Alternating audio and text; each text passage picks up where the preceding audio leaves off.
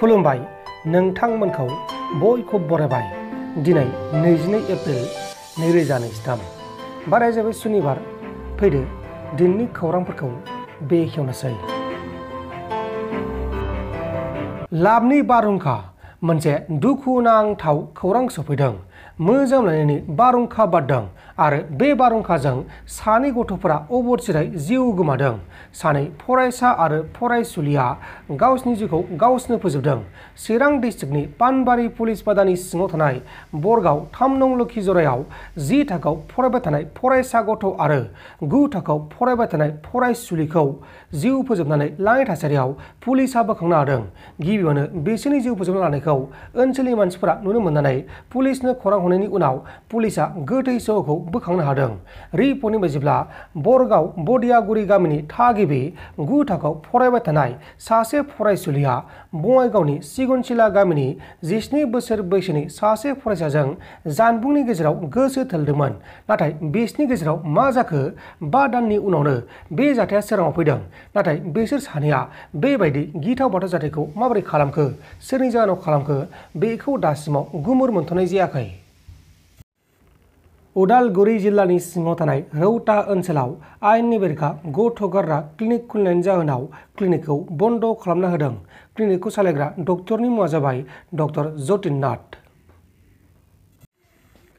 हाग्रा मुलारि बिथांनि सायाव FIR होनाय जाबाय। हाग्रा मुलारि बिथाङा फाग्ला जाबाय नामा? खर'आ थिग गैला।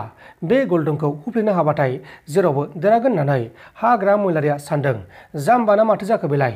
सिन्डिकेटआ मा बुस्थु बेखौ आं बुजिरोङामोन। दिनै आं बेखौ बुजिबाय आरो बुजिखांनानै हाग्रा मुलारिनि सायाव FIRबो होनाय जाखाबाय होननानै गल्डन बिथाङा खौरांगिरिफोरनि सिगाङाव रोखा बुंथिदों। मानसिखौ बुंबायबो आङो माबाफोर फाग्ला जानायनि थिग जानायनि मुलि नांगौबा लांथोंसै बे होननानै। बे ना खर'आ थिग गैला, गोसोआव मा फैयो बेखौनो बुङो। बे दा सानगासिनो दं आंखौ मोस्रोम फिसासो बे सानगासिनो दं बे गल्डनखौहाय एसे फुफ्लेनो हाबा जों जेरावबो देरहाजोबगोन। जाम्बाना माथो बेलाय? आं मोस्रोमखौ फुफ्लेनानै आंनि जे 100 हाजार मानसि दंबाव गिदिर गिदिरफोर जोंलाय मोस्रोम फिसासो जोंखौनो बिदि नोजोर जाबाय बियो। हा बे खर' गाज्रि जाबाय। सिन्डिकेटआ मा बुस्थु आं बुजिनो रोङा दासिमबो। माखौ सिन्डिकेट होननानै बुङो? सिन्डिकेट माने आं मैया दाख्लैथ' आं माबासो खोनादोंमोन हेन्डिकेप आं सानदों हाब आं माबा मोनसे हेन्डिकेपनि इउनियन दाबाय नामाब्रासो सानदोंमोन आङो।